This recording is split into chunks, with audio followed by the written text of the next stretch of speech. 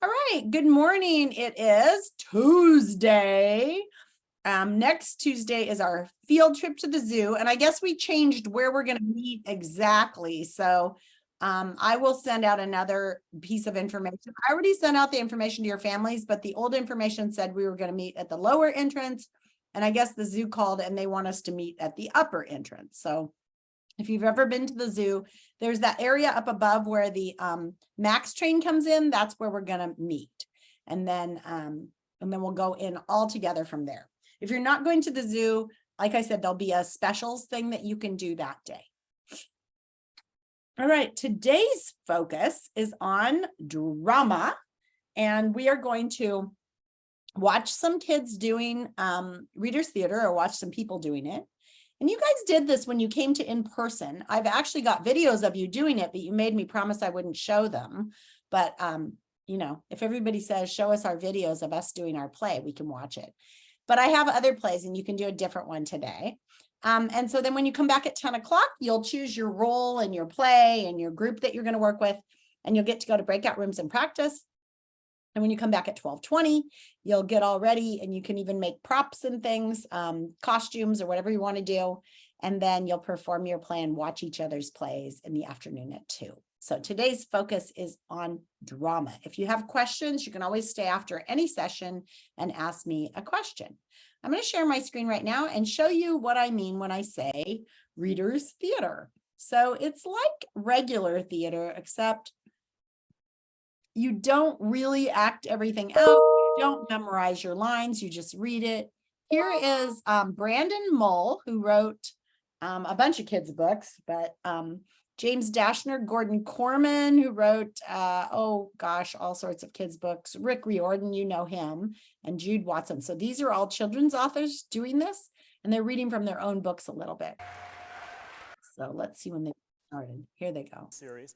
Just to set up this scene, the Cahill family is spread out all over the world, but for this event, they've all come together at the family, tons of armor and swords. I want you to watch their expression. Among those who accept the challenge and those who do not. Whoa, what challenge? What's she mean? I'm getting to that, sir. You have been chosen as the most likely to succeed in the greatest, most perilous undertaking of all time. A quest of vital importance to the Cahill family and the world. So I'm not going to show too much of that one, but that kind of shows you how they're not acting out the whole thing. They're just kind of doing some parts of it. Let me show you another one with some kids doing this. Okay, so here's some high school kids who are on a team doing this. They actually compete in this. But all are true and a little. Uh-oh. No one knows the real story because no one has ever heard my side of the story. I'm the wolf, Alexander T. Wolf, but you can call me Al. No one knows just how this whole big bad wolf thing got started, but it's all wrong. Maybe it's because wolves eat cute little animals like bunnies and sheep and pigs. That's just the way they are. If cheeseburgers are cute, folks would probably think people were big and bad too. But the whole big bad thing is all wrong. The real story is about a sneeze and a cup of sugar. Way back, once upon a time, our friend, the wolf, was making a birthday cake for his dear granny. He had a terrible sneeze in the cold. He ran out of sugar. Oh, shucks.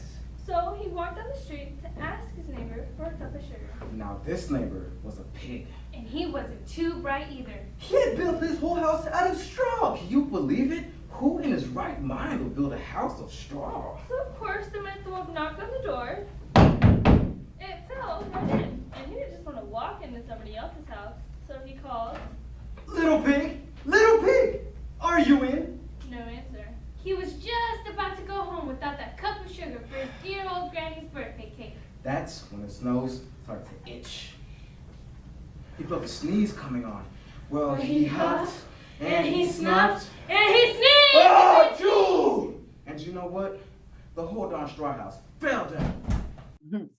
Okay, So I think you get the idea more or less of what Raiders Theater is all about. And so they don't have like big backdrops and they don't have really elaborate costumes. They do little motions, but really it's about making the words come alive with your voice.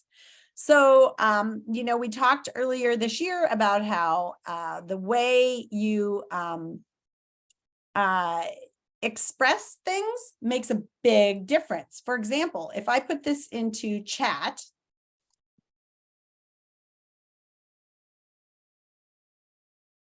and you just look at it and you read it like a robot, let's eat granny. It sounds kind of like you're going to eat your grandmother, right? But if you add some expression to it,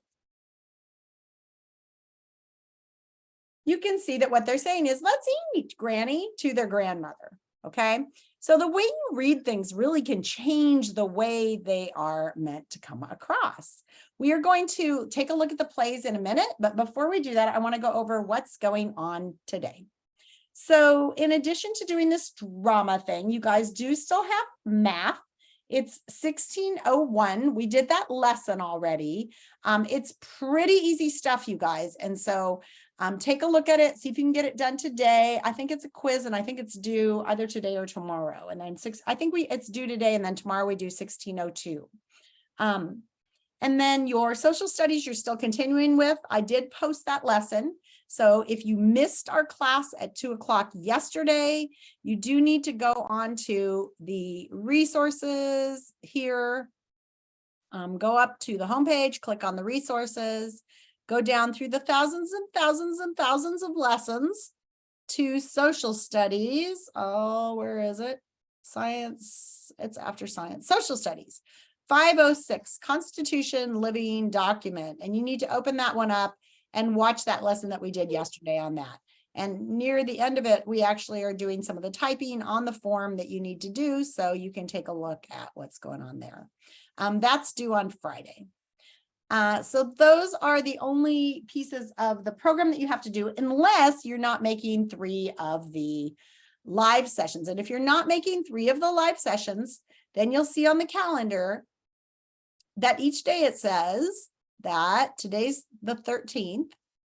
It says, if you are unable to attend or participate in 3 of our live lessons, go to Science Mod 8 and do 1 lesson. Yesterday, you were supposed to do 801. Today, you're supposed to do 802, the solar system. Okay? So we've zoomed to them. Go ahead. I need to finish. If you're trying to say something, I didn't get it. Okay. So after we watch some drama this morning, we're going to pick a play, and this little link will actually take you to all of the plays. And then you have specials at 9:10. At 10 o'clock, you're going to zoom in for a math lesson. Oh yeah, we didn't do this lesson yet. So we are doing the lesson today, 1601, and it's due tomorrow. Then we'll choose a play, cast roles, practice our plays at 12:20, and at 2 o'clock, it says read aloud, but actually we're probably performing the plays then. So that's our day. If you go to the one that has our plays on it, you'll click on this. If it says like click to choose a play, that's a live link to this form. This form has got all the plays on it. I'm actually going to give you the link to this right now because you're going to need it. And I will just put that into chat. And now you can go to this doc if you want to. It's got the Paper Bag Princess. This has at least 4 people in it. This tells how many people. It can have more too. And if you click on this, it takes you to the script. Sleeping Ugly. These are cute plays. Make Way for Dumb Bunnies. The True Story of the 3 Little Pigs. I think some people did that one in person. Link to Alexander and the Terrible, Horrible, No Good Day. 5 People in Pierre. It rhymes. The Twits is a funny one. There's a link to the Twits. Green Eggs and Ham, 2 people. The Lorax, 7 to 12 people. So that's a lot of people in the Lorax. Stone Soup is huge. It was made for the whole class, really. These are some plays that some of my kids made one year. Haben and then Annie is a musical, monologue. So if you want to do your own thing with no other kids, that's what this is. Monologues are stories for just one person. So you can link to that and pick out one of those. But when we come back at 10 o'clock, we definitely will have breakout rooms where you can go work on these plays. But you need to know which one you're interested in. So what I'm going to let you do right now is take a look at this and look through some of these scripts. When you click on a script, let's click on the, I don't know, the twits. It's kind of funny. We'll go to the twits. So when you click on the script, it's got some description up here telling who's in it. Sometimes it has a scene. When you get into your groups, you should pick somebody to introduce the play. Today we'll be performing The Twits by Roald Dahl.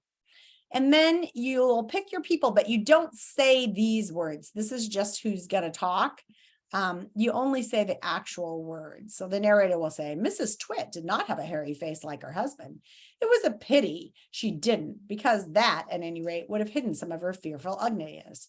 Now, just for a clue for you for highlighting your lines, if you go up to File on this and you make a copy of this play, right? Then your copy will be something that you can highlight. So let's say you're narrator 1, you'll be able to go in and you'll be able to do a highlight color on that. And then you'll be able to know where your lines are. You can't do it on my copy. My copy you can't edit, but on your own copy you could. So that's just a little trick for highlighting your lines when you finally get to the play that you want. So right now is a time for asking questions, reading through the plays. Here I'll show you just the pictures of the kids doing the plays in person. So I'm not going to play the whole play. I'm just going to show them standing up, ready to go, because it's kind of fun. There they are, all ready to go, doing the play. I'd be happy to play it if you guys decided that it would be okay for me to play it, but I won't play it right now. And then the other one, that group, where did it go? Video. The other group's right here doing their play. Also fun. So we do have those plays of you guys. I don't think we ended up recording the one you guys did online before, but when you do it online, it comes out pretty cool. In fact, oh, I had one more I wanted to share with you. So these are some of my kids from 2 years ago who've agreed to let me show their play. Where is it? Oh, that's gurning. That's the face thing. There it is. So this is these guys doing Sleeping Ugly. Let's watch them for a minute. Sleeping Ugly, take 1. I used to have that and I gave it away. I wish I hadn't. Sleeping Ugly, take 1. Oh. Welcome, ladies and gentlemen, to this performance of Sleeping Ugly by Jane Yolen. Today's performance is put on by the Flex Players, 4th grade. And for your performance today, we have narrator 1, Emma. Go ahead and wave, Emma. Emma was in Taiwan doing this. You got to wave or say hi. There you go. Okay, so I'm going to get to where we start. Beautiful princess. If you counted her eyes, nose, mouth, and toes, and all the way down to her toes. But inside, when it was hard to see, she was the meanest, Wickedest and most worthless princess around. She liked stepping on dogs. She kicked kittens. She threw pies in the cook's face. And she never, not even once, said thank you or please. Now in that very same kingdom in the middle of the woods lived a poor old orphan named Plain Jane. What? And I'll turn your foot to stone. So anyway, it goes on for quite a while. It's kind of fun, but when you're in the boxes like that, it's important that you show a lot of facial expression, even when other people are talking. So you'll have to have your screens on. You'll have to be showing facial expression. If you're not going to come for 3 sessions today and do a play, then you need to do the science. Okay. All right. So right now, go into the chat. I can't see the video. Anna, you had that problem before. I think that you're going to have to check your settings on your video settings.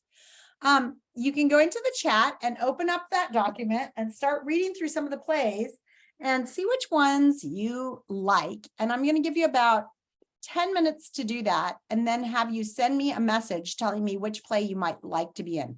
Like maybe give me a first, a second, and a third choice pick, okay? And if you need help with anything at this time, I can also do that. So open that document, read through the scripts, and then send me a in the chat which one you kind of would like to be in. You don't have to read every word of every script, but go through the scripts and see which ones are interesting to you. So there's a lot of scripts. So make sure you give me a first, a second, and a third choice, because I'm not sure I'll be able to grant one, but then during specials, I'll put you into groups so that you'll have a group when you come back, okay?